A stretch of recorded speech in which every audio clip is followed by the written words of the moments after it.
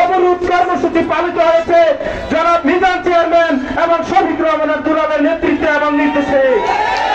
আপনারা সবাই জানেন জনাব এটিএম মিজানুর রহমান চেয়ারম্যান বিগত দিনে এই সরকার বিরোধী আন্দোলন সংগ্রাম করতে গিয়ে উনি এই হাইওয়ে রোডের প্রত্যেকটি মামলার আসামি এবং উনি বারবার বিভিন্ন মামলা হামলায় নির্যাতিত হয়ে ওনার ব্যবসা প্রতিষ্ঠান গত 15 বছর 17 বছর ধরে ব্যবসা প্রতিষ্ঠানের উপর হামলা হয়েছে। ব্যবসা প্রতিষ্ঠানের উপর এই সরকার নজর দিয়েছিল। আপনাদেরকে একটু জানা রাখতে চাই, বাংলাদেশ জাতীয়তাবাদী দলের মধ্যে বুড়িচুমরা মেম্বারে কিছু বিষয় আপনারা লক্ষ্য করছেন। ইদানিং লক্ষ্য করা যাচ্ছে ছাত্রলীগ, যুবলীগ, আওয়ামী লীগ এখন নাই। কুমিল্লা পাশে এখন কোনো ছাত্রলীগ নাই, কোনো আওয়ামী লীগ নাই, যুবলীগ নাই, সব একটা অংশের সাথে বিএনপি হয়ে গেছে। এখন বিএনপির কিছু লোকজন ছাত্রলীগ, যুবলীগ, স্বৈরাচারী বাহিনীদেরকে পুনর্বাসনের দায়িত্ব নিছে। জনাব এটিএম মিজানুর রহমান চেয়ারম্যান সহ আমরা এই সমস্ত ইজারাদারদেরকে বিদায় করবো ইনশাল্লাহ। আপনাদের কারো পদ আছে? নাই। কারো পদ লাগবে? লাগবে না। যদি আমরা পদ পদবীর পূজারী হইতাম তাহলে জিহুজুর করতাম। আমরা শহীদ প্রেসিডেন্ট জিয়াউর রহমানের সৈনিক, তারুণ্যের অহংকার তারেক রহমানের সৈনিক। আমাদের পদ থাকলেও মিজান চেয়ারম্যান, না থাকলেও মিজান চেয়ারম্যান। আমরা পদ থাকলেও বিএনপি, না থাকলেও ধানের শীষ, সবভাবে আমরা বিএনপির সাথে আছি।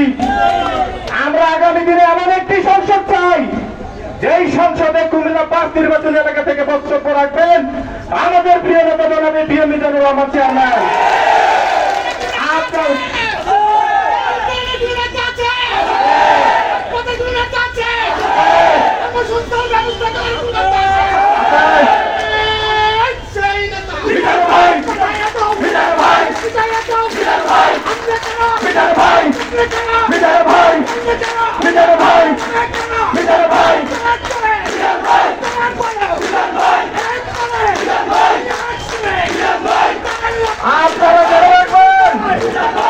বিএনপির হাইকমান্ড এত বোকা না। বাংলাদেশ জাতীয়তাবাদী দল বিএনপির যে নমিনেশন ভোট তারা এত বোকা না যে কুমিল্লা 5 নির্বাচনী এলাকায় কোন ভুল লোককে নমিনেশন দিয়ে আসন মিস করবে। এমন লোককে নমিনেশন দেবে যারা ইতিপূর্বে জনপ্রিয়তার পরীক্ষায় পাস করেছে। এমন লোককে নমিনেশন দিবে যারা সর্বদলীয়ভাবে সর্বজন গৃহীত। এবং আপনাদেরকে জানা রাখতে চাই, আমরা আজকে প্রিয় নেতার কাছে কয়েকটি জিনিস চাইব আপনাদেরকে সাক্ষী রেখে। আমাদের প্রিয় নেতা যদি প্রতিষ্ঠিত হয় সংসদে তাহলে তিনি ইসলাম প্রতিষ্ঠায় অংশগ্রহণ করবে।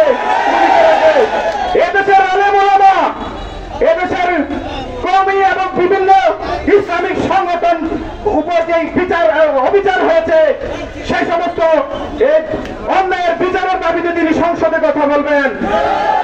ইসলামী সংগঠনদের সাথে এবং মুসলমানদের সাথে যে ধরনের অন্যায় হয়েছে সেই অন্যায়গুলোর আমরা বিচার করবো ইনশাআল্লাহ।